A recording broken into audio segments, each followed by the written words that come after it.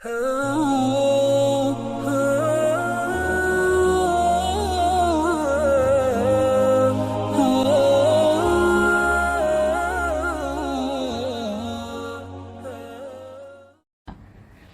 علیکم ورحمۃ اللہ وبرکاتہ.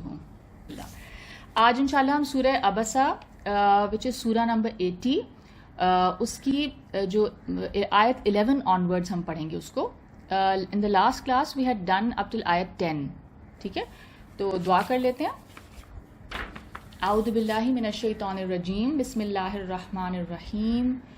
اللہم ارنا الاشیاء کما ہی، اے اللہ ہمیں چیزیں ویسی دکھائیے جیسے کہ وہ ہیں. اللہم ارنا الحق حقا وارزقنا اتباعہ وارنا الباطل باطلا وارزقنا اجتنابہ. اے اللہ ہمیں سچ کو سچ دکھائیے اور اس کی پیروی کرنے کی توفیق عطا فرمائیے، اور اے اللہ ہمیں غلط کو غلط دکھائیے اور اس سے بچنے کی توفیق عطا فرمائیے. اللہم انفعنا بما علمتنا وعلمنا ما ينفعنا وزدنا علما. اے اللہ ہمیں فائدہ پہنچائیں اس علم سے جو ہم حاصل کریں، اور ہمیں وہ علم سکھائیں جس سے ہمیں فائدہ ہو، اور ہمیں علم میں بڑھائیں. آمین یا رب العالمین. سورہ عبسہ آیت 11. بسم اللہ الرحمن الرحیم. کلا انہا تذکرہ، دیکھو یہ قرآن نصیحت ہے. فمن شاء ذکرہ، بس جو چاہے اسے یاد رکھے. فی صحف مکرمہ، قابل ادب ورقوں میں لکھا ہوا. مرفوعۃ مطہرہ، جو بلند مقام پر رکھے ہوئے اور پاک ہیں. بِأَيْدِي سفرہ، لکھنے والوں کے ہاتھوں میں. کرام بررہ، جو سردار اور نیکوکار ہیں. قتل الانسان ما اکفرہ، انسان ہلاک ہو جائے کیسا ناشکرا ہے. من ای شیء خلقہ، اسے خدا نے کس چیز سے بنایا. من نطفۃ خلقہ فقدرہ، نطفے سے بنایا پھر اس کا اندازہ مقرر کیا. ثم السبیل یسرہ، پھر اس کے لیے رستہ آسان کر دیا. ثم اماتہ فاقبرہ، پھر اس کو موت دی، پھر قبر میں دفن کرایا. ثم اذا شاء انشرہ، پھر جب چاہے گا اسے اٹھا کھڑا کرے گا. کلا لما یقض ما امرہ، کچھ شک نہیں کہ خدا نے اسے جو حکم دیا اس نے اس پر عمل نہ کیا. So I have recited from آیت نمبر 11 till آیت نمبر 23. ٹھیک ہے، اور اب ان آیات کو انڈرسٹینڈ کرتے ہیں انشاءاللہ، کوشش کریں گے ان کو سمجھنے کی. جو پچھلی صورت ہم نے پڑھی تھی صورت النازعات، اس کی اگر آپ کو یاد ہو، اس کی جو آخری آیات تھیں ان میں ہم نے یہ پڑھا تھا کہ جو منکرین آخرت تھے، جو آخرت کو ڈینائی کرتے تھے، وہ قیامت کے آنے کے حوالے سے اس کا وقت پوچھتے تھے رسول اللہ صلی اللہ علیہ وسلم سے کہ کب آئے گی. ایانا مرساہا، یعنی اس کا واقعہ ہونا کب ہے، کب قیامت آئے گی جو تم ہمیشہ ہمیں بتاتے ہو اور دوبارہ ہمیں زندہ کیا جائے گا. تو اس کے جواب میں پیغمبر صلی اللہ علیہ وسلم کی زبان سے یہ کہلوایا گیا کہ آپ کا کام صرف لوگوں کو خبردار کرنا ہے، صرف انذار کرنا ہے. تو رسول اللہ صلی اللہ علیہ وسلم کو بھی قیامت کی تاریخ نہیں بتائی گئی. یہ اس چیز کو اللہ تعالیٰ نے سب سے پوشیدہ رکھا ہے. تو اس سے یہ پتہ چلتا ہے کہ آپ صلی اللہ علیہ وسلم کا یہ کام نہیں ہے کہ لوگوں سے منتیں کر کے، سماجتیں کر کے یا زور زبردستی کر کے ان تک خدا کا پیغام پہنچایا جائے. یعنی رسول اللہ صلی اللہ علیہ وسلم کا کام صرف میسج کنوے کرنا تھا. ٹھیک ہے، اگر لوگ نہیں مانتے that is up to them. رسول اللہ صلی اللہ علیہ وسلم کا کام یہ نہیں تھا کہ ان کے پیچھے پڑیں، ان کی منتیں کریں کہ آپ اس بات کو مان جائیں، آپ اللہ تعالیٰ کے اس پیغام کو مان جائیں، سن لیں. یعنی یہ پیغام اتنا بے وقت نہیں ہے کہ اس کو اس طرح سے آپ منت سماجت کر کے لوگوں تک پہنچائیں.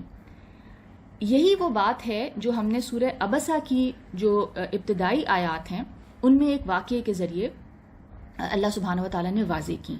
یعنی اس واقعے سے کیا بتانا مقصود ہے؟ آپ کو یاد ہے نا جو واقعہ کہ ایک نابینا شخص تھا جو کہ شاید فائنینشیل سٹیٹس میں کم تھا، انہوں نے آ کے رسول اللہ صلی اللہ علیہ وسلم کی میٹنگ کو انٹرپٹ کیا. وہ میٹنگ کس کے ساتھ تھی؟ سرداران قریش کے ساتھ تھی, یعنی ایلیٹ لوگوں کے ساتھ وہ میٹنگ چل رہی تھی رسول اللہ صلی اللہ علیہ وسلم کی. And they were not interested in the message. But that man who entered the room and who interrupted Rasulullah sallallahu alaihi wasallam, he was a believer and he was very keen. He was uska intihai darje ka shauq aur jazba tha aur wo seekhna chahta tha. تو رسول اللہ صلی اللہ علیہ وسلم نے فراؤن کیا یا ناگواری کا اظہار کیا کیونکہ وہ بار بار انٹرپٹ کر رہا تھا. اور اللہ تعالیٰ نے پھر کیا کہا؟ اللہ تعالیٰ نے بتایا کہ یہ جو کلام ہے, یہ جو میسج ہے اللہ تعالیٰ کا, یہ کون ڈیزرو کرتا ہے سننا. یعنی یہ بتانا مقصود ہے کہ رسول اللہ صلی اللہ علیہ وسلم جو اپنی توجہ ہے, اپنی جو اٹینشن ہے, وہ قدردانوں کی طرف رکھیں اور ناقدروں کے پیچھے اپنا وقت اور اپنی انرجی ضائع نہ کریں. یہی بات ہم دیکھتے ہیں کہ انجیل متی یعنی جو بائبل آف میتھیو ہے اس میں ہم دیکھتے ہیں اس کا چیپٹر نمبر 7 اور ورس نمبر 6. ٹھیک ہے, Bible of Matthew chapter number 7 اور ورس نمبر 6 میں حضرت عیسیٰ علیہ السلام نے اس انداز سے یہ بات کہی. And I'm quoting the Bible now. Give not that which is holy unto the dogs, neither cast ye your pearls before swine, lest they trample them under their feet and turn again and rend you. یعنی اتنی precious چیز جس کو آپ پیش کر رہے ہیں اس نے اس کی قدر نہیں کرنی, تو اس کو یہ دینا بالکل بے فائدہ ہے اور یہ کام نہیں کرنا چاہیے. یعنی جو قدردان ہے, جو اس کو اپریشیٹ کرے گا اس کلام کو, جو اس پہ عمل کرنا چاہے گا, اسی کو دیا جائے. ٹھیک ہے, تو یہ والی بات ہمیں حضرت عیسیٰ کے قول سے بھی اور سمجھ آتی ہے. اب اگلی جو آیات ہیں, یعنی اب جو ہم ان کو انڈرسٹینڈ کریں گے, ان میں قرآن مجید کی عظمت بیان کی جا رہی ہے, اس کا ہائی اسٹیٹس, اور یہ بتانے کے لیے کہ یہ کوئی ایسی بے قدر یا کم اہمیت والی کتاب نہیں ہے کہ جس کو آپ لے کے لوگوں کے پیچھے پڑیں. کلا انہا تذکرہ, دیکھو یہ قرآن نصیحت ہے. کلا کا جو لفظ ہے یہ عام طور پر عربی زبان میں اس جگہ پہ استعمال کیا جاتا ہے جہاں پر کسی پچھلی بات کو رد کرنا مقصود ہو. ٹھیک ہے, یعنی کوئی بات پہلے سے چلی آ رہی ہے اور اس کو رد کیا جا رہا ہے. یہاں پر اس بات کی تردید ہے کہ آپ ناقدروں کے پیچھے پڑھ کر اس کلام کو پہنچانے کی آپ کو کوئی ضرورت نہیں ہے. یعنی یہ کلام تو ایک ریمائنڈر ہے, ایک یاد دہانی ہے. اور پچھلی آیات میں بھی ہم نے یہ بات پڑھی تھی کہ یہ قرآن پاک ذکر یا یاد دہانی کس حوالے سے ہے, یہ کن چیزوں کے حوالے سے ریمائنڈر بنتا ہے. یعنی انسان کے نفس میں, انسان کے مائنڈ میں کچھ چیزیں موجود ہیں پہلے سے, ایک خدا کا تصور اور ایک گڈ اینڈ ایول, خیر اور شر کا ایک تصور موجود ہے. تو قرآن پاک آپ کو انہی حوالوں سے جو چیزیں آپ کے ذہن میں پہلے سے موجود ہیں انہی کے حوالے سے قرآن پاک ریمائنڈر بنتا ہے اور اس کی ڈیٹیلز بھی انسان کو دیتا ہے. فمن شاء ذکرہ, بس جو چاہے اسے یاد رکھے, یعنی جو چاہے اس سے نصیحت حاصل کر لے. اٹس اوپن, اس میں کوئی ریسٹرکشن نہیں ہے. جو چاہے, جو انسان اس کو سننا چاہے اور اس سے نصیحت حاصل کرنا چاہے وہ کر سکتا ہے. یعنی دین کے حوالے سے, بلیفز کے حوالے سے, عقائد کے حوالے سے, اخلاق کے معاملے میں انسان کو آزادی حاصل ہے. ٹھیک ہے, اس کو فریڈم آف چوائس ہے, چاہے تو وہ مانے, چاہے تو نہ مانے. اس معاملے میں انسان پہ کوئی زبردستی نہیں ہے. ٹھیک ہے, لا اکراہ فی الدین, جیسے قرآن پاک کی ایک آیت ہے, یہ دین میں کوئی زبردستی نہیں ہے. آپ کسی کو زبردستی کسی فیتھ میں داخل نہیں کر سکتے. جیسے دیگر مقامات پر ہم دیکھتے ہیں کہ قرآن پاک میں بہت ساری آیات اس حوالے سے موجود ہیں. مثال کے طور پہ ہم دیکھتے ہیں سورہ کہف which is the 18th سورہ آف دا قرآن, اس کی آیت نمبر 29, وَقُلِ الْحَقُّ مِن رَبِّكُمْ فَمَن شَاءَ فَلْيُؤْمِن وَمَن شَاءَ فَلْيَكْفُرْ إِنَّا أَعْتَدْنَا لِلظَّالِمِينَ نَارًا أَحَاطَ بِهِمْ سُرَادِقُهَا وَإِن يَسْتَغِيثُوا يُغَاثُوا بِمَاءٍ كَالْمُهْلِ يَشْوِي الْوُجُوهَ بِئْسَ الشَّرَابُ وَسَاءَتْ مُرْتَفَقًا. اور کہہ دو کہ لوگو, یہ قرآن تمہارے پروردگار کی طرف سے برحق ہے, تو جو چاہے ایمان لائے اور جو چاہے کفر کرے.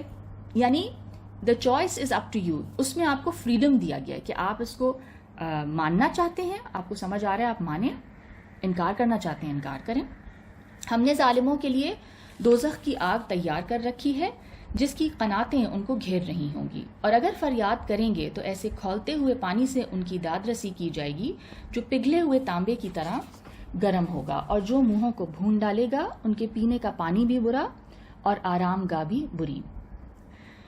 اب اگلی آیات میں ہم دیکھتے ہیں کہ 2 ایٹریبیوٹس, 2 صفات قرآن پاک کی بیان کی جا رہی ہیں اس کی عظمت کے حوالے سے. فی صحف مکرمہ, قابل ادب ورقوں میں, یعنی بہت آنریبل سکرولز میں. خدا کے نزدیک یعنی قرآن پاک بہت لائق تعظیم ہے, اٹس آنریبل. دوسرا یہ کہ اس میں جو علم اور جو وزڈم ہے اس کی وجہ سے بھی یہ بہت مکرم ہے. تیسری بات یہ کہ اس کو لے کر آنے والے بہت معزز اور محترم ہیں. اور چوتھی بات یہ ہے کہ جس کی طرف سے یہ کلام آ رہا ہے یعنی اللہ رب العزت وہ نہایت معزز ترین ہستی ہیں. تو پھر یہ اس کلام کی جو ویلیو ہے اور اس کی جو ورتھ ہے اور اس کا جو قابل عزت ہونا وہ اور زیادہ بڑھ جاتا ہے. مرفوعۃ مطہرہ, جو بلند مقام پر رکھے ہوئے اور پاک ہیں, یعنی بہت ہی بلند اور پاکیزہ, یعنی وہ مقام اور مرتبے کے لحاظ سے انتہائی بلند پایا اور اپنی ٹیچنگز, اپنی تعلیمات کے لحاظ سے بہت ہی پیور اور پاکیزہ ہے. اس میں جو انسان کو لافٹی آئیڈیلز دیے جاتے ہیں, جو ویلیوز دی جاتی ہیں, بلندی فکر اور پیوریفیکیشن آف دا کیریکٹر, ٹھیک ہے, جو پاکیزگی اخلاق کی جو تعلیمات دی جاتی ہیں اس کی وجہ سے بھی اس کا مقام اور مرتبہ بلند ہو جاتا ہے. اب اگلی آیتوں میں 2 صفات بتائی جا رہی ہیں جو بیررز آف وحی ہیں, یعنی جو حاملین وحی ہیں, جو میسنجرز ہیں وحی کے, ان کی 2 صفات بتائی جا رہی ہیں. بی ایدی سفرہ, سفرہ کا جو ورڈ ہے اس کا جو روٹ ورڈ ہے وہ سین فا را ہے. اس کے لغوی معنی ہیں کھولنا یا پردہ ہٹانا, اور اس کے معنی میں لکھنا پڑھنا بھی آتا ہے. تو یہاں پر اس کا مطلب ہے لکھنے والوں کے ہاتھوں میں, ٹھیک ہے. اس سے پھر کون لوگ اس سے مراد ہیں, اس کے بارے میں 3 اوپینینز ایگزسٹ کرتے ہیں. نمبر 1, کاتبین وحی, جن کو رسول اللہ صلی اللہ علیہ وسلم نے وحی لکھنے کے لیے مقرر کیا تھا. You know that there were scribes of the وحی نا, جب رسول اللہ صلی اللہ علیہ وسلم پہ وحی نازل ہوتی تھی تو وہ کچھ ان کے اپوائنٹڈ صحابہ کرام تھے جن کو انہوں نے یہ کام دیا تھا کہ وہ وحی کو لکھ لیں. تو اس سے مراد وہ کاتبین وحی ہو سکتے ہیں. اور اس سے نمبر 2, اس سے مراد ریسائٹرز یعنی قرا, یعنی جو بھی اس کی تلاوت کرے گا, ٹھیک ہے. نمبر 3, اس سے مراد ملائکہ ہیں یعنی فرشتے ہیں, جو سفیر ہیں یعنی سفیروں کے ہاتھوں میں. فرشتے بیسکلی ایمبیسڈرز ہیں, ٹھیک ہے, جو خدا اور نبی کے درمیان سفارت کا کام کرتے ہیں, ٹھیک ہے. مولانا شفیع عثمانی اپنی تفسیر معارف القرآن میں لکھتے ہیں, اینڈ آئی ایم کوٹنگ ہم ناؤ, اور لفظ سفرہ سفیر کی جمع بمعنی قاصد کی جمع بھی ہو سکتی ہے. یعنی یہ جو لفظ ہے یہ ایک ایمبیسڈر جو ورڈ ہے یعنی سفیر, اس کی جمع ہے سفرہ. اس صورت میں اس سے مراد رسول, ملائکہ اور انبیاء علیہم السلام, دیز آر آل ایمبیسڈرز. اور وحی کی کتابت کرنے والے حضرات صحابہ ہوں گے, ٹھیک ہے, اور علماء امت بھی یعنی جو اسکالرز ہیں امت کے وہ بھی اسی میں داخل ہوں گے. دس از دا اوپینین آف مولانا شفیع عثمانی, کیونکہ وہ بھی رسول اللہ صلی اللہ علیہ وسلم اور امت کے درمیان سفیر اور قاصد ہیں, ٹھیک ہے. تو ان کے اوپینین میں یہ سب لوگ وہی کام کر رہے ہیں, یعنی جو وحی پہنچانے والے ہیں, پھر جو وحی کو لکھنے والے ہیں, پھر جو وحی کو ریسائٹ کرنے والے ہیں, اور پھر جو ظاہر انبیاء بھی ہیں, اور پھر صحابہ, اینڈ دین جو بھی اس کلام کو آگے پہنچائے گا تو وہ اسی کیپیسٹی میں ہے. کرام بررہ, جو سردار اور نیکوکار ہیں. عربی زبان میں جب کسی شخص کو اعلیٰ ترین انسانی صفات کا مجموعہ بتانا ہو, یعنی کہ اس کو بہت نوبل بتانا ہو, تو اس کے لیے لفظ کریم استعمال کیا جاتا ہے. اور بررہ کا جو ورڈ ہے اس کا روٹ ورڈ با ہے, جس کا مطلب ہے وسعت, واسٹنس, کشادگی, فراخی, وغیرہ. اور عام طور پر اس کا جو اطلاق ہے وہ ان نیکیوں پر ہوتا ہے جن کا اثر دوسروں پر جائے. ٹھیک ہے، جو بر کا بھی ورڈ ہے نا، آیت بر بھی جو ہے. تو یعنی کہ یہ جو معزز ترین جو یہ ایمبیسڈرز ہیں، ان کی مزید صفات بتائیں کہ یہ انتہائی آنریبل ہیں، یہ کریم ہیں، کرام بررہ، اور یہ نیک بھی ہیں. جو نیکی کا جو کام کر رہے ہیں اس کا امپیکٹ ہر کسی پہ ہو رہا ہے.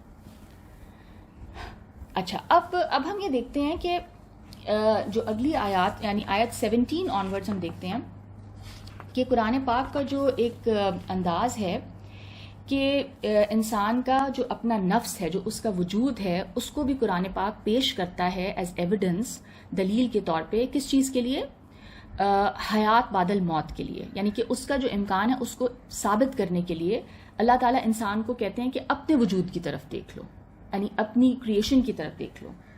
ٹھیک ہے، یہاں پر ہم دیکھتے ہیں کہ اللہ تعالیٰ حیرت کا، تعجب کا اظہار کر رہے ہیں کہ انسان کی عقل کو کیا ہو گیا، اس کی مت ماری گئی ہے کہ کس چیز نے اسے اس کلام کو جھٹلانے پہ یا انکار کرنے پہ مجبور کر دیا. وہ اپنی پیدائش پہ غور کر لے.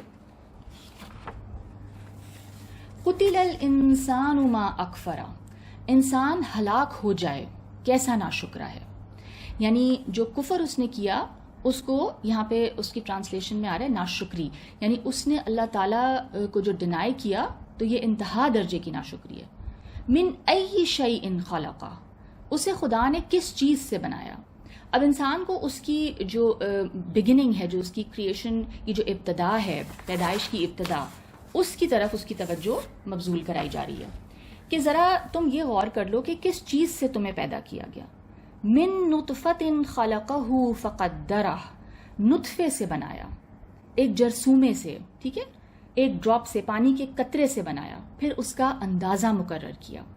ٹھیک ہے، یعنی اس کے لیے اس کی پوری ڈیزائننگ کی، اس کے اندر جو صلاحیتیں، جو کچھ اللہ تعالیٰ نے اس کے اندر رکھنا تھا وہ اس کی تخلیق کے وقت پہ رکھ دیا گیا. تو یہاں پہ ہم دیکھتے ہیں کہ یہ جو آیت ہے جس میں اللہ تعالیٰ فرما رہے ہیں کہ من نطفۃ خلقہ فقدرہ، تو یہاں پر جیسے میں نے کہا کہ قدرہ سے کیا مراد ہے؟ قدرہ سے مراد انسان کی جو ذہنی یعنی اس کی جو مینٹل اور جو جسمانی صلاحیتیں ہیں، جو اس کی کیپیسٹیز ہیں، جو ابیلٹیز ہیں، وہ اس کی تخلیق کے وقت اس میں رکھ دی گئی ہیں. اس کے جینیٹک کوڈ میں وہ سب چیزیں رکھ دی گئی ہیں اس کی پیدائش کے وقت، اس کی تخلیق کے وقت. اور لیکن وہ کس طرح کی، وہ کس سٹیٹ میں ہے؟ وہ غیر نشو و نما یافتہ شکل میں ہیں. دے آر را، ٹھیک ہے، it's undeveloped, it's all potential. تو ان کو جب آپ نشو و نما دیتے ہیں یا آپ ان کو ضائع کر دیتے ہیں تو یہ سب چیزیں انسان کے اپنے دائرہ اختیار میں ہیں. انسان کے اختیار میں ہے کہ جو ابیلٹیز اللہ نے اس کو دی تھیں at the time of his creation, اب وہ ان کو ابھارے، ان کو فردر نرچر کرے، گرو کرے، یا پھر ان کو ضائع کر دے. اس کو اللہ تعالیٰ نے تقدیر کہا ہے.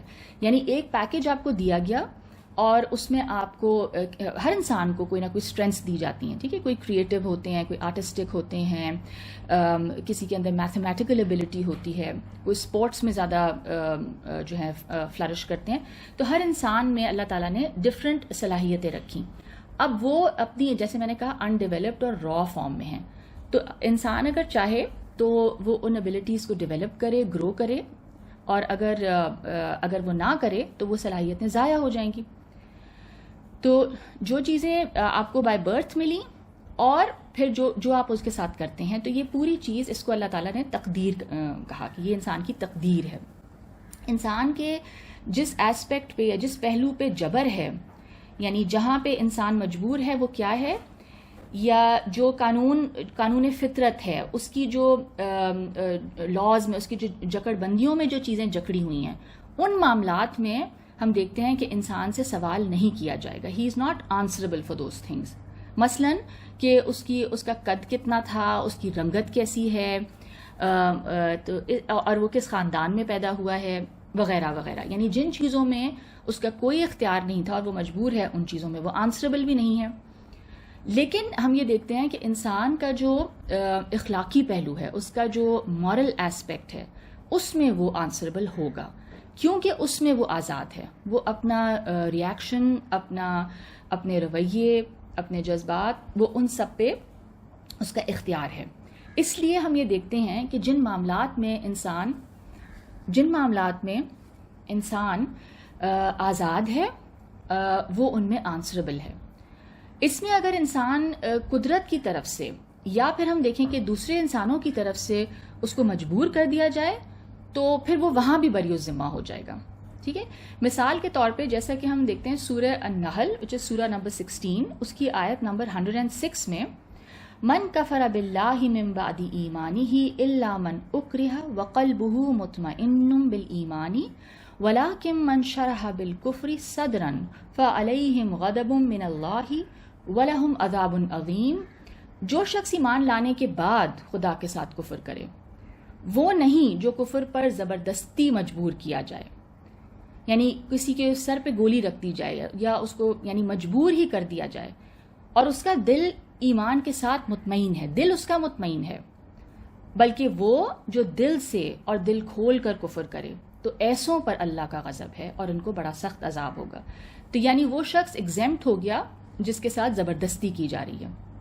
تو یہ معاملہ جو جواب دہی کا ہے اس میں انسان کی آزاد ہونا بہت ضروری ہے کہ وہ اپنی مرضی سے اس چیز کو آپٹ کرے کہ یا وہ ایمان لائے یا وہ کفر کرے۔ اور قرآن پاک میں اور مقامات پر بھی اس بات کا ذکر ہے کہ اللہ نے ہر چیز کے لیے قدر مقرر کی ہے، یعنی اس کی ایک ڈیسٹنی ہے، اس کی تقدیر ہے۔ سورہ الفرقان which is سورہ نمبر 25، اس کی آیت نمبر 2 میں ہم دیکھتے ہیں الذی لہ ملک السماوات والارض ولم یتخذ ولدا ولم یکن لہ شریک فی الملک وخلق کل شیء فقدرہ تقدیرا۔ وہی کہ آسمان اور زمین کی بادشاہی اسی کی ہے اور جس نے کسی کو بیٹا نہیں بنایا اور جس کا بادشاہی میں کوئی شریک نہیں اور جس نے ہر چیز کو پیدا کیا اور پھر اس کا ایک اندازہ ٹھہرایا، ٹھیک ہے۔ تو یہاں پہ بھی وہی بات ہو رہی ہے کہ ہر کریشن کو اس کا پوٹینشیل اس کے اندر رکھ دیا گیا، ٹھیک ہے۔ اور پھر اسی طرح ہم دیکھتے ہیں سورہ قمر which is سورہ نمبر 54، اس کی آیت نمبر 49 اِنَّا كُلَّ شَيْءٍ خَلَقْنَاهُ بِقَدَرٍ، ہم نے ہر چیز اندازہ مقرر کے ساتھ پیدا کی ہے۔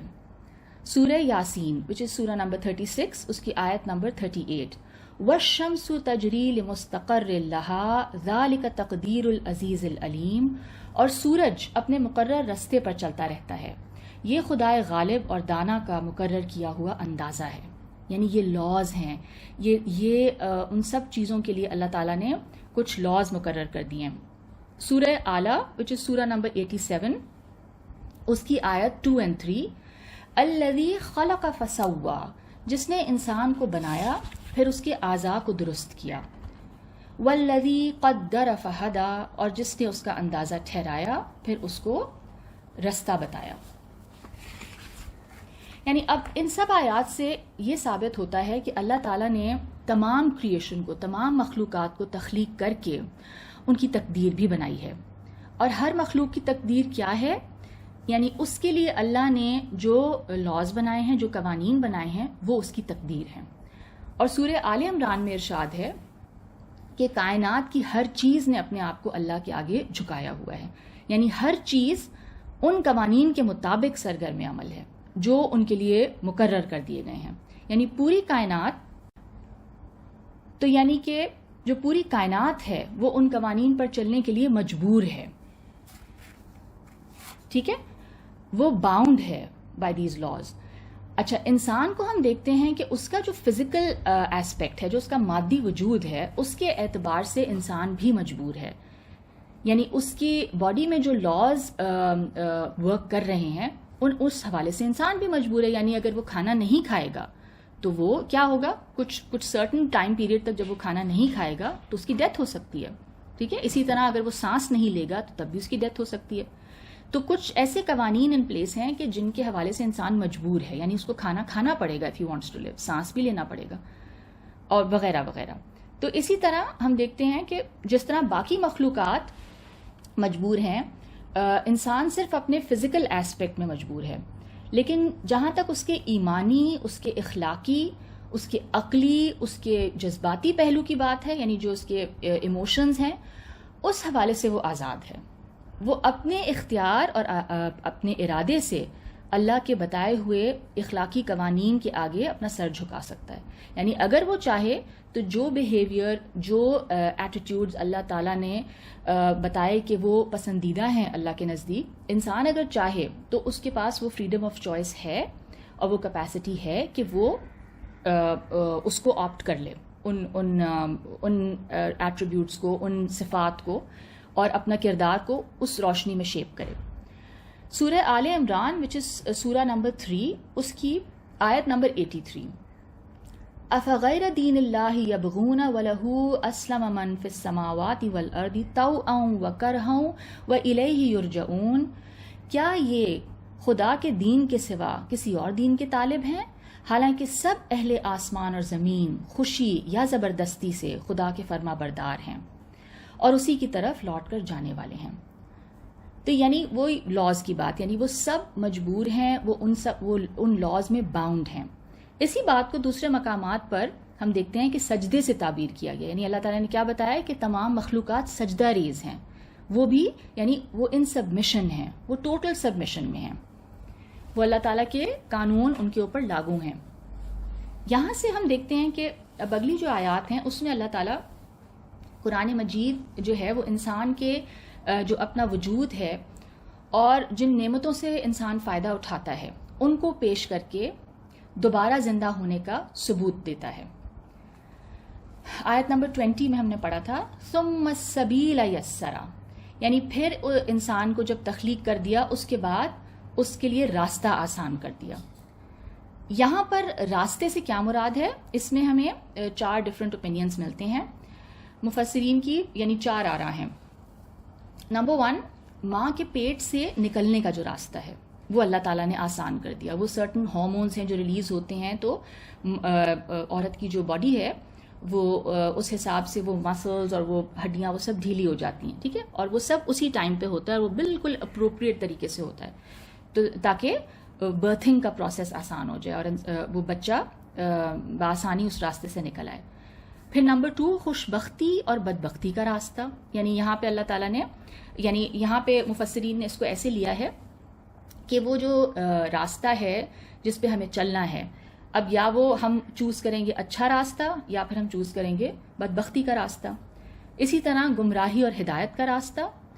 اور ایک اور جو اس کی انٹرپریٹیشن کی گئی کہ نفع اور نقصان کا راستہ. تو یعنی انسان کو فریڈم آف چوائس دی گئی، اختیار اور آزادی دی اس راستے پر چلنے کے لیے، پھر آسانی بھی پیدا کر دی. یعنی there is a system of facilitation for whichever path you will choose. آپ اچھائی کے راستے پہ چلنے لگے، شروع میں آپ کو مشکل ہوگی، پھر آہستہ آہستہ آسانیاں پیدا ہوتی جائیں گی اور ایک فیسیلیٹیشن کا سسٹم آپ کو فیل ہوگا.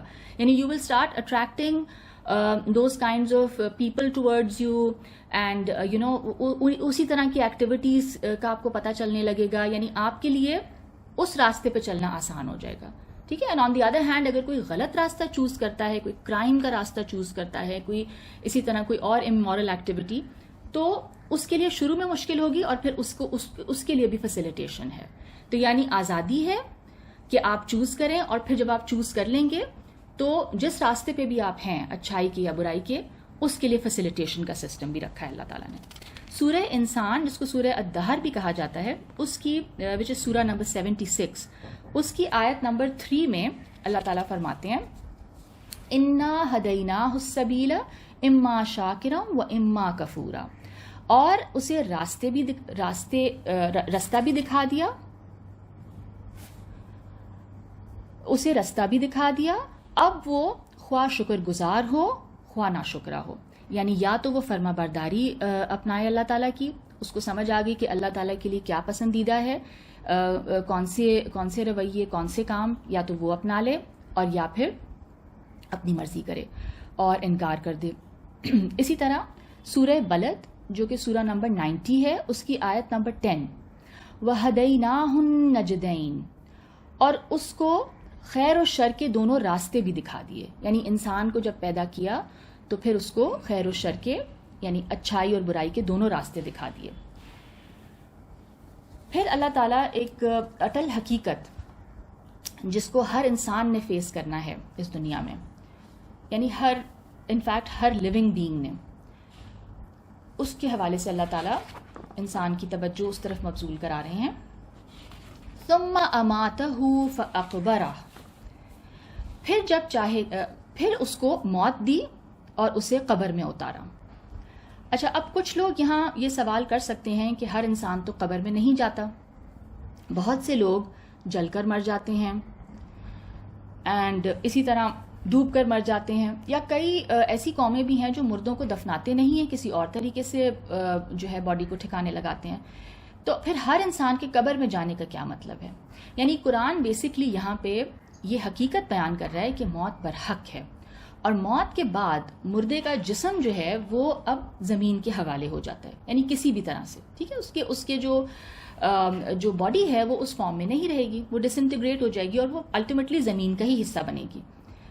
اب اسلام سے قبل بھی ہم دیکھتے ہیں کہ عربوں میں مردوں کو دفنانے کا رواج تھا، اور پھر اسلام نے آ کر اسی رواج کو برقرار رکھا.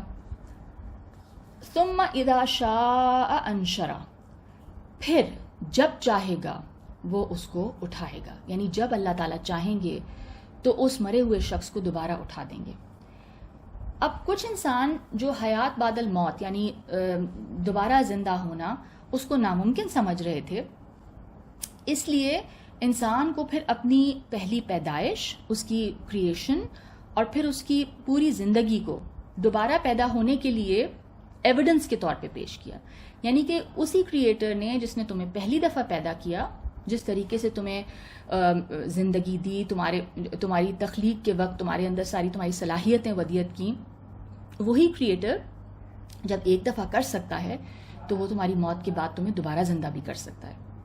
تو یہ دلیل، یہ قرآن پاک انسان کی زندگی، اس کی پیدائش اور اس کی جو زندگی ہے اسی کو ایویڈنس بناتا ہے ایز یعنی قرآن حیات بعد الموت کو ثابت کرنے کے لیے. اور یہ اتنے چھوٹے سے جملے، اتنے مختصر جملوں میں انسان کے جو قبل از وجود یعنی اس کی زندگی سے پہلے، یعنی اس کی ماں کے یعنی ووم سے لے کے اس کی جو موت تک کے مراحل ہیں ان کو اتنے اختصار اور اتنی خوبصورتی سے بیان کرنا، یہ قرآن ہی کا معجزہ ہے. اگلی آیت، کلا لما یقضی ما امرا، کچھ شک نہیں کہ خدا نے اسے جو حکم دیا اس نے اس پر عمل نہیں کیا. یہاں ان انسانوں کو مخاطب کیا جا رہا ہے جو پیغمبر صلی اللہ علیہ وسلم کی دعوت پیغام کو جھٹلا رہے تھے، یعنی باوجود اتنے مضبوط دلائل کے اور ہدایت کے رستے پر نہیں آنا چاہ رہے تھے. تو اللہ تعالیٰ فرما رہے ہیں کہ کوئی شک نہیں کہ خدا نے جو انسان کو حکم دیا اس نے اس پر عمل نہیں کیا، حالانکہ وہ اتنا یعنی وہ اپنی کریشن کے اعتبار سے، اپنی غذا، اپنی ہر چیز کے اعتبار سے کس قدر ڈیپینڈنٹ ہے اس خدا پہ. اب ہم دیکھتے ہیں کہ جو اگلی آیات ہیں یعنی آیت 24 till 32، قرآن مجید اپنی بات کو ثابت کرنے کے لیے ہم دیکھتے ہیں کہ دلائل پیش کرتا ہے. جیسے میں نے کہا کہ انسان کا اپنا جو نفس ہے، اس کا اپنا وجود ہے، اس کو ایویڈنس کے طور پر پریزنٹ کرتا ہے. پھر جو آفاق اور کائنات یعنی یونیورس میں جو نشانیاں ہیں، اور اسی طرح ہسٹری، تاریخ، ان سب چیزوں کو، جیسے ہم بات کر رہے تھے کہ قرآن پاک انسان کا اپنا وجود، اس کا نفس، پھر کائنات کی نشانیاں پریزنٹ کرتا ہے، اور پھر ہسٹری سے واقعات نریٹ کر کے قرآن پاک ان کو ثبوت کے طور پہ، ایویڈنس کے طور پہ پریزنٹ کرتا ہے کہ کچھ چند باتوں کو اسٹیبلش کرنے کے لیے. تو پچھلی آیات میں ہم دیکھتے ہیں کہ انسان کا جو اپنا وجود ہے اس کو بطور دلیل پیش کیا گیا کہ یعنی کہ اپنی کریشن کو تم دیکھ لو، اور اس دلیل سے کیا ثابت کیا گیا کہ دوبارہ پیدا بھی کیا جا سکتا ہے. ٹھیک ہے، اسی سے فرسٹ کریشن سے ثابت ہو رہا ہے کہ دوسری بار بھی انسان کو پیدا کیا جا سکتا ہے. تو اس حوالے سے ہم دیکھتے ہیں کہ اب جو ہے اللہ تعالیٰ کائنات کے دلائل پیش کر رہے ہیں. اس میں یعنی کائنات یعنی جو آپ کے ارد گرد جو آپ کی انوائرمنٹ ہے، ٹھیک ہے، یعنی جو آپ کا یونیورس ہے، آپ کا جو انوائرمنٹ ہے جس میں آپ رہتے ہیں، اس کے حوالے سے اللہ تعالیٰ ایویڈنس دے رہے ہیں کہ اس میں اس میں ہم دیکھتے ہیں کہ دو پہلوؤں سے ایویڈنس پیش کرتا ہے. ایک تو یہ بتانے کے لیے کہ اللہ تعالیٰ کی جو مرسی ہے، اس کی رحمت ہے، اس کی ربوبیت ہے، یعنی وہ ہمیں پال رہا ہے، ہمیں نرچر کر رہا ہے. پھر اللہ تعالیٰ کی حکمت، اس کی وزڈم اور اس کی قدرت، یعنی اس کی ایبسلیوٹ پاور کے حوالے سے. ٹھیک ہے. اور دوسرا یہ کہ انسان ان تمام نعمتوں سے انسان کتنا فائدہ اٹھاتا ہے، کتنا انجوائے کرتا ہے. یعنی یہ سارے اس کو پریولیجز ملے ہوئے ہیں، اور ان کی پھر اب یعنی ان پریولیجز کے ساتھ پھر یہ بتایا جا رہا ہے کہ اگر اتنا کچھ تمہیں دیا گیا، اتنا کچھ نوازا گیا ہے، تو اس کے ساتھ کچھ رسپانسبلٹیز بھی ہوں گی. یعنی جب بھی کسی انسان کو کچھ پریولیج ملتا ہے تو اس کے ساتھ ظاہر ذمہ داریاں بھی عائد ہوتی ہیں. تو قرآن کے اس طرز استدلال، اس ایویڈنس پریزنٹ کرنے کے بارے میں امام رازی، جو کہ ایک متکلم، تھیولوجین اور مفسر تھے، جو کہ متوفہ 606 ہجری یعنی 606 ہجری میں وفات پائے، وہ اپنی تفسیر میں لکھتے ہیں کہ یہ بات جان لو کہ بے شک قرآن پاک میں اللہ تعالیٰ کا یہ طریقہ ہے کہ جب وہ انفس کے دلائل، یعنی انسان کے اپنے وجود کے دلائل ذکر کرتا ہے، تو اس کے بعد وہ کائنات کے دلائل پیش کرتا ہے. ٹھیک ہے. یعنی پہلے جب بھی انسان کے اپنے وجود، اس کی اپنی کریشن کے حوالے سے اللہ تعالیٰ دلائل دیتے ہیں، ایویڈنس دیتے ہیں، اس کو ایویڈنس کے طور پر پریزنٹ کرتے ہیں، تو اس کے فوراً بعد پھر کائنات کے دلائل پیش کرتے ہیں. تو اب جو آیات ہم پڑھیں گے ان میں ہم دیکھیں گے کہ زیادہ فوکس کائنات کی ان نعمتوں پر ہے جن سے انسان مستفید ہوتا ہے. فَلْيَنظُرِ الْإِنسَانُ إِلَىٰ طَعَامِهِ، تو انسان کو چاہیے کہ اپنے کھانے کی طرف نظر کرے. اَنَّا صَبَبْنَا الْمَاءَ صَبًّا، بے شک ہم ہی نے پانی برسایا. ثُمَّ شَقَقْنَا الْأَرْضَ شَقًّا، پھر ہم ہی نے زمین کو چیرا پھاڑا. فَأَنبَتْنَا فِيهَا حَبًّا، پھر ہم ہی نے اس میں اناج اگایا. وَعِنَبًا وَقَضْبًا، اور انگور اور ترکاری. وَزَيْتُونًا وَنَخْلًا، اور زیتون، اولیوز اور کھجوریں. وَحَدَائِقَ غُلْبًا، اور گھنے گھنے باغ. وَفَاكِهَةً وَأَبًّا، اور میوے اور چارہ. مَتَاعًا لَكُمْ وَلِأَنْعَامِكُمْ، یہ سب کچھ تمہارے اور تمہارے چوپایوں کے لیے بنایا. اب انسان کو وہ جو کھانا کھاتا ہے، یعنی جو غذا وہ لیتا ہے، اس کی طرف اس کو متوجہ کروایا گیا اور کہا کہ ذرا اپنے کھانے کو دیکھ لو جو تم کھاتے ہو، جس نرشمنٹ پہ تمہاری زندگی کا دار و مدار ہے. وہ کھانا جب تک انسان کی پلیٹ میں پہنچتا ہے، اس سے پہلے کے جو مراحل ہیں، ٹھیک ہے، ان سب کا ذکر ہے. یعنی وہ کتنے پروسیسز سے گزر کے وہ اس فارم میں وہ کھانا انسان کے پاس پہنچتے کہ وہ کھانے کے قابل ہو. اور پھر ناٹ جسٹ دیٹ، یعنی جب وہ اس کو کھا لیتا ہے تو وہ جو پورا نظام ہے ہاضمے کا، جو ڈائجسٹو سسٹم ہے، یعنی وہ کھانا جب جسم کے اندر جاتا ہے تو وہ کوئی سمپل سا نظام نہیں ہے، وہ بہت کمپلیکیٹڈ سسٹم ہے کہ کس طریقے سے وہ پھر کھانا بریک ڈاؤن ہوتا ہے. ٹھیک ہے، کہ تاکہ وہ نیوٹرینٹس انسان کو جیسے ضرورت ہو، جہاں ضرورت ہو، وہ اس کا خون اس کو پہنچاتا ہے. تو یہ پورا نظام، اس پہ انسان جب غور کرے تو وہ یہ دیکھتا ہے کہ وہ اس خدا کے آگے، وہ اس خدا کی کن کن نعمتوں کا شکر گزار اس کو ہونا چاہیے، یعنی کس کس حوالے سے اللہ تعالیٰ نے ہماری کیئر کی ہے. تو یہ ہمیں اس طرف اللہ تعالیٰ نے اشارہ کیا، اور اللہ تعالیٰ نے فرمایا کہ یہ سارا انتظام کیا گیا تمہاری نرشمنٹ کے لیے، تمہارے لیے بھی اور تمہارے کیٹل کے لیے بھی. اب اگلی آیت نمبر 33 آنورڈز اب دیکھتے ہیں. یعنی اب یہ سب نعمتیں انسان کو دی گئیں، وہ ان کو انجوائے کرتا ہے، وہ ایک کمفرٹیبل زندگی گزارتا ہے. اور پھر اللہ تعالیٰ کہہ رہے ہیں کہ چونکہ یہ سب نعمتیں دی گئیں تو اس کا لازمی تقاضا ہے کہ اب جیسے میں نے کہا کہ جو رسپانسبلٹیز تھیں یا جن حوالوں سے وہ آنسربل تھا، پھر اللہ تعالیٰ اس کا حساب لیں. یعنی جو نعمتیں اس کو ملیں، جو انجوائے کی اس نے، اب ان کے بارے میں سوال ہوگا. تو اب بات ہو رہی ہے قیامت کے دن کی. فَإِذَا جَاءَتِ الصَّاخَّةُ، تو جب قیامت کا غل مچے گا. يَوْمَ يَفِرُّ الْمَرْءُ مِنْ أَخِيهِ، اس دن آدمی اپنے بھائی سے دور بھاگے گا. وَأُمِّهِ وَأَبِيهِ اور اپنی ماں اور اپنے باپ سے، وَصَاحِبَتِهِ وَبَنِيهِ اور اپنی بیوی اور اپنے بیٹے سے، لِكُلِّ امْرِئٍ مِّنْهُمْ يَوْمَئِذٍ شَأْنٌ يُغْنِيهِ ہر شخص اس روز ایک فکر میں ہوگا جو اسے بے پرواہ کر دے گی. یعنی اب یہ ایک منظر کشی کی گئی اس دن کی، اور جیسے میں نے کہا کہ کچھ بریف یعنی آیات ہیں but very impactful, very powerful. تو اس کی جی ٹھیک ہے. تو ساخہ کا جو لفظ ہے، یعنی اللہ تعالیٰ نے جو ورڈ استعمال کیا یہاں پہ فَإِذَا جَاءَتِ الصَّاخَّةُ، یعنی جو بیسکلی قیامت کے لیے جو لفظ استعمال ہوا ہے، یہ اپنے لغوی اعتبار سے اس کا مطلب ہے کان پھوڑنے والی آواز، یعنی ڈیفننگ ساؤنڈ، ویری لاؤڈ ساؤنڈ. تو اس سے بھی ایک قیامت کے دن کی ہمیں مزید جو ہے منظر کشی نظر آتی ہے. اس حوالے سے ہم کچھ اور آیات دیکھ لیتے ہیں. سورہ الدخان وچ از سورہ نمبر 44، اس کی آیت نمبر 40 اینڈ 41. ان یوم الفصل میقاتہم اجمعین، کچھ شک نہیں کہ فیصلے کا دن ان سب کے اٹھنے کا وقت ہے. یوم لا یغنی مولا ام مولا شیئا ولا ہم ینصرون، جس دن کوئی دوست کسی دوست کے کچھ کام نہ آئے گا اور نہ ان کو مدد ملے گی. اسی طرح سورہ الشعراء which is سورہ نمبر 22، اس کی آیت نمبر 88 and 89. یوم لا ینفع مال ولا بنون، جس دن نہ مال ہی کچھ فائدہ دے سکے گا اور نہ بیٹے.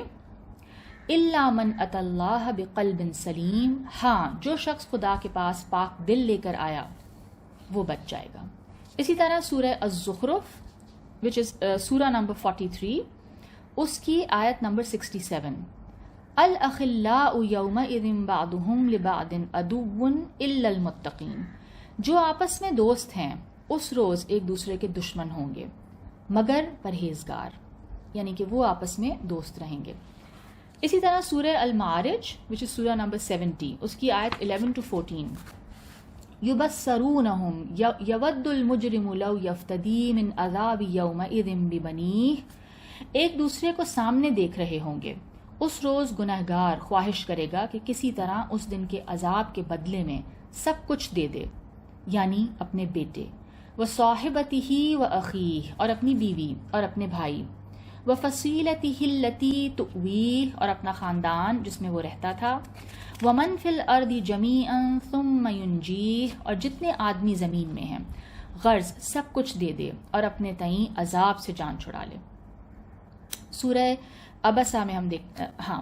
تو اسی طرح یعنی یہ ساری منظر کشی ہے اس دن کی، یعنی جس دن آپ کو آپ کی جو ویلتھ ہے، جس پہ آپ اس قدر ریلائی کرتے ہیں کہ میرا مال ہے، یعنی کوئی مصیبت آئے گی، خدا نہ خواستہ کوئی بیماری، یعنی کوئی سرجری، کوئی ایسی ایمرجنسی، تو آپ اپنے مال پہ ڈپینڈ کرتے ہیں، اپنی سیونگز پہ، کہ یہ میرا مال ہے جو میرے کام آئے گا، یا میرے بڑھاپے میں یہ مال میرے کام آئے گا. اسی طرح اپنی اولاد، انسان خاص طور پہ بیٹوں پہ انسان زیادہ ریلائی کرتا ہے.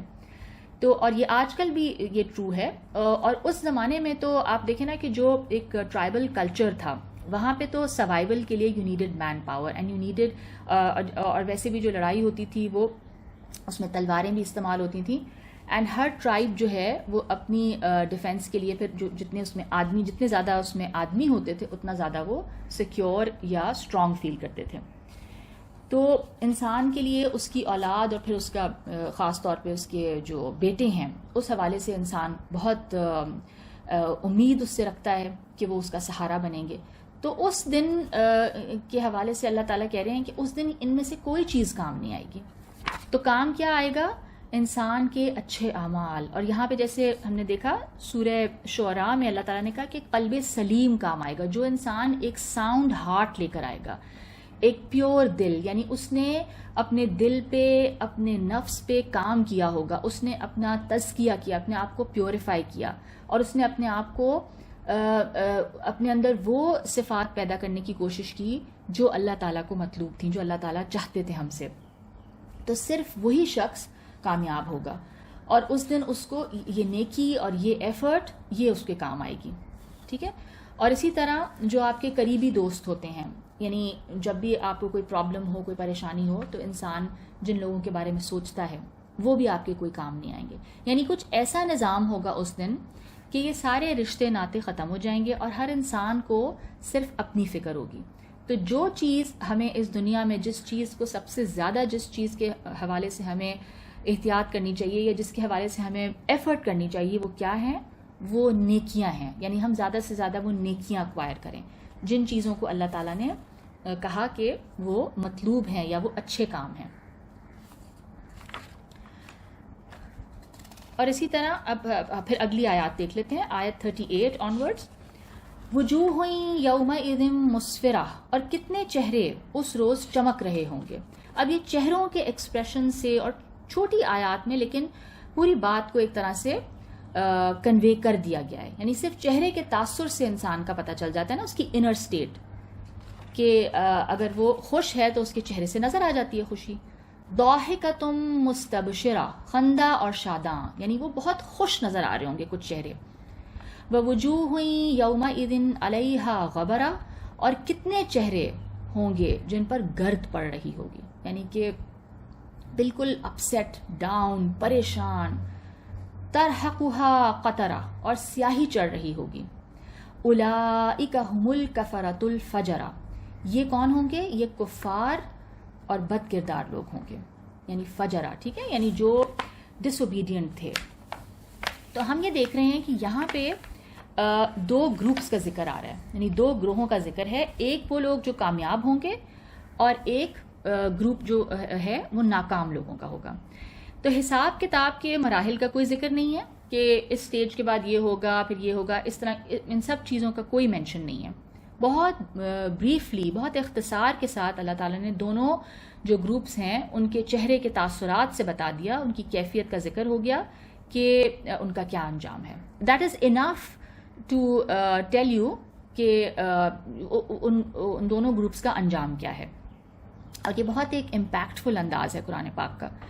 یہ جو تاثرات ہیں، جو فیشل ایکسپریشنز ہیں، جیسے میں نے کہا کہ انسان کی جو انر سٹیٹ ہے اس کا اظہار ہوتا ہے.